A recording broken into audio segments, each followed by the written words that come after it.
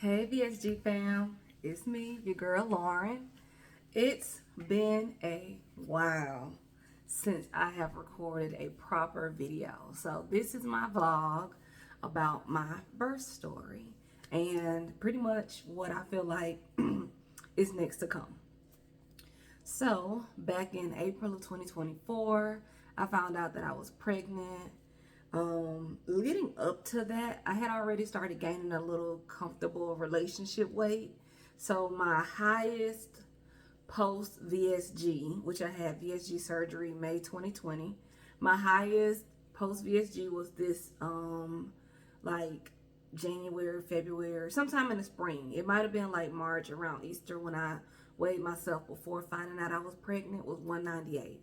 So I was getting too close to 200 for my own comfort, and I was about to start making a transition back to, getting back to the gym, eating smaller portions, the whole nine. But then in April, around the time of my birthday, I was like getting tired a lot. And I'm like, why am I taking naps? Why am I so tired? Came home after my birthday weekend, took a pregnancy test. I was already 5 weeks pregnant. So in Georgia, we have the 6 week rule. And I was like, all right, we finna go on this pregnancy journey. So I was sick my whole pregnancy. I could not drink water. Every time I drank water, it came back up. Literally just getting sick daily, having a hard time keeping food down. Wasn't overeating or anything like that. It's just my body was not really having a great experience with the whole pregnancy. Throughout the journey, I was having blood pressure issues.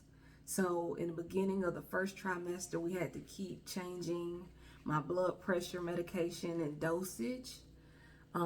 We finally got it regulated, early in the second trimester or late in the first trimester. We finally got it regulated. And I was good blood pressure wise for the whole second trimester. So I didn't start having issues again until third trimester. In the beginning, I was trying to work out, so I'm going to the gym, I'm getting on the treadmill. I was kind of focusing on cardio.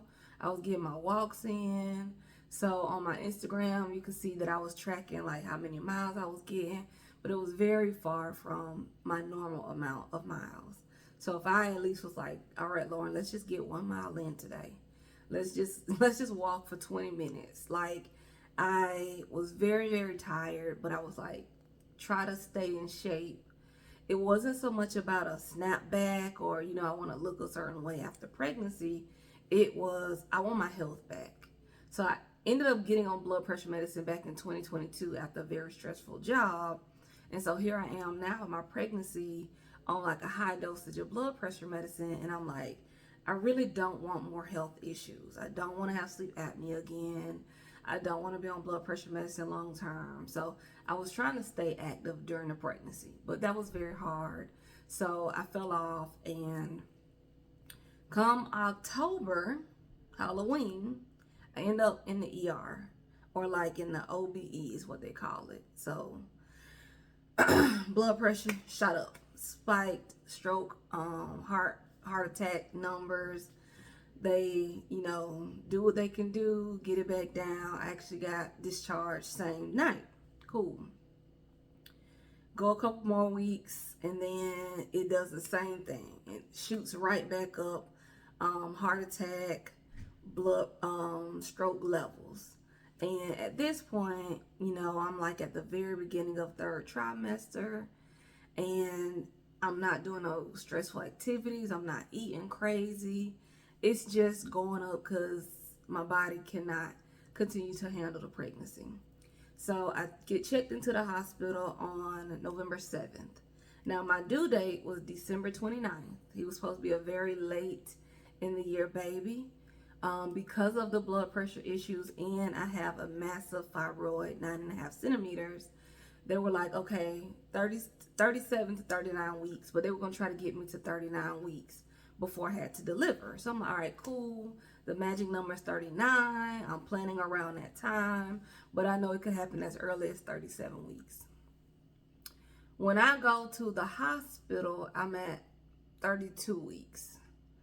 And this time, November 7th, they keep me. They like, listen, it seemed like this is a consistent issue, so we're just gonna go keep you, monitor you, and just kind of see what we need to do to get your blood pressure regulated again so we could discharge you. Okay, cool. Every night, my blood pressure shot up crazy numbers. I was not doing anything. I was on bed rest in the hospital. Now, I was still working remote because even though I was on bed rest, I wasn't ready to take leave from work if they weren't saying we needed to deliver the baby. So, I had my friends bring my laptop and I'm just getting stuff done, pushing through. That's what we do. You push through. But the night of November 12th, they were like, Miss Bass, we have tried to regulate your blood pressure a number of days. It's just not working. You're not going to leave this hospital still pregnant. And at this point, we got to take him out tonight. So again, I checked in on November 7th. And it was just crazy spikes throughout that time where they having to go through procedures to get my blood pressure down. So by November 12th, they was like, listen, we're going to go ahead and remove the baby for both of y'all's safety. I was never diagnosed with preeclampsia. They had done the blood test and all the things, no protein in my urine. It was just simply my body couldn't handle it. So my baby boy came out at 33 weeks. When I tell y'all preemie, this is too big on him. Well, he's actually just now starting to fit these. When he first came out, it was like all his preemie clothes was too big on him. He came out 4 pounds, 1 ounce. At 33 weeks, he had to go to NICU. So that definitely was an emotional time of me getting discharged while he's still in the hospital. But eventually we worked through that and he came home before Thanksgiving. So I was extraordinarily happy. And, we've just been at home adjusting and getting used to our new life. He's currently taking a nap right now. But I was nervous about his NICU stay because all babies lose weight right after they come out. So he 4 pounds, 1 ounce, then dropped down to 3 pounds something. And he had to get back up to 4 pounds before he could get released. So he finally made it back to 4 pounds, was able to keep his own body temperature, and he came home. So last time we had a pediatrician appointment, he was 4 pounds, 9 ounces. Yay! And he's feeding well, he's growing, he's doing all the things.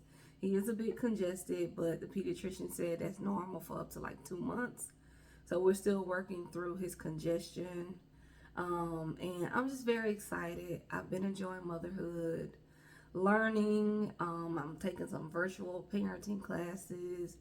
I plan on attending a lactation support group at his pediatrician office soon. I love that there's a lot of help available. I do not feel like my pregnancy experience was what I expected or wanted it to be. So that was a very hard journey for me. Not just the actual being sick the entire pregnancy, but just the overall experience. I got my tubes removed. I never want to go through that again. I feel like at 37 years old, if it was that hard for me my first go round, I am not prepared to have another near-death experience to try again. I'm one and done. So I was definitely comfortable and confident in that decision to say, hey, while you in there, because I had to have a C-section, while you in there delivering my baby, remove them tubes. We not wanting to do this no more. I have to think about my health so that I can be on this earth as long as I possibly can for my baby. But I also just want to be healthy. And like I said, I'm 37. This is my first child. My only pregnancy I've had. It was hard on my body. So I made the decision that I felt like is best for me to say this is the only pregnancy I can manage. So again, I'm very happy with that decision. I'm very happy that my baby is healthy and growing and he's home with me. But that NICU stay was hard. It was very difficult to like have to rely on others to help me get back and forth to the hospital so I could spend time with him. I'm the type of person I want to be considerate of other people's time. So I wasn't in there as long as some people expected, but I live like 45 minutes from the hospital. So we doing a 45-minute drive. Then I'm seeing him for an hour, and that's another 45-minute drive back home before whoever is taking me can get back to whatever their normal routine is or whatever they have on their schedule or their agenda. So that was just a stressful period of time. I was in the hospital from November 7th to the 16th. I got discharged on the 16th. Blood pressure has been good ever since they have delivered him, which is amazing. I have my 4-week checkup next week. So they said it could be like a 4 to 6 week checkup. Mine is 4 weeks. I'm excited to hear about how my C-section incision is healing. I think it's doing very good, but my lower body is still a bit tender. I don't wear this band as frequently as I probably should, but I am wearing a belly band. I did buy a better one because this one is not as tight as I feel like it could be or should be. But when I get the next one, I'm going to try to wear it more consistently to kind of help me get pulled in more. I'm exclusively pumping right now, but I do hope to try breastfeeding, maybe. I'm not as consistent with pumping like I need to be. So I'm a little nervous about my milk supply. I need to stay hydrated more, and then I need to pump more. It is very hard trying to stick to a schedule of pumping, feeding, changing a diaper, still needing to do other stuff, washing some clothes, making sure I eat, washing my behind, trying to go to the bathroom while he sleeps, because when he wake up, if he considers that I'm not near him, he finna start screaming, and this baby got some lungs on him. But life is good. This is my journey. I'm so excited. And my goal is once my physician tells me I can start working out again, so either at the 6-week mark or the 8-week mark, I want to get back into the gym. I need it as a stress reliever. I want to start off slow because it's cold. It's December now, so it's brick cold outside. So I want to start off slow in the gym, on the treadmill, lifting some light weights, toning first, and then working on actually burning to lose the weight and getting to a point where my new primary physician can give me the green light of getting off blood pressure medicine in 2025. So that is my ultimate goal, to get so healthy that I am completely removed off of blood pressure medicine. It's not about a snapback, but when I do think about what does a healthy life look like for me, when I was in the 170s, I was completely healthy, no issues whatsoever. So my goal is to get back into the 170s. At my high during pregnancy, like when I was in the hospital and they was going to deliver me, I was 233 pounds. The last time I weighed myself this week, I was 209. So some of the weight is coming off, which is good. I'm still drinking my Premier Proteins. As often I can get groceries delivered or somebody bring me some groceries, because I'm trying to keep my protein up and I'm trying to keep some nutrients in me, because my appetite had not come back for a while post-delivery. It is starting to come back now, and I know they say like you get a pretty good appetite when you're breastfeeding, so I feel like maybe as I am pumping, my appetite is starting to come back. So I'm drinking my Premier Proteins, a few a week or whatnot. I do have Greek yogurt. I am back into my normal food size containers, so like my 1-cup containers. I'm eating out of those again, and that is a comfortable portion. Try not to snack crazy. Like, I'll be getting a big bag of chips, but I know after a few, go ahead and roll them up. But I have like the 100-calorie almonds, the small mini Kind bars. Try to do some fruit here and there. So yeah, this was my pregnancy journey. I delivered my son at 33 weeks. I'm trying to get back on track with how I eat. Hopefully I can get back down to the 170 so we can get me off this blood pressure medicine. Ready to get back into the gym. I'm not a gym girly, like, oh, you know, gym life, but I do miss being physically active and just having that time of like my me time in the gym. And eventually once the spring comes around, you know, I would love to join like a volleyball league or a softball league, like really get back into my bag of being active.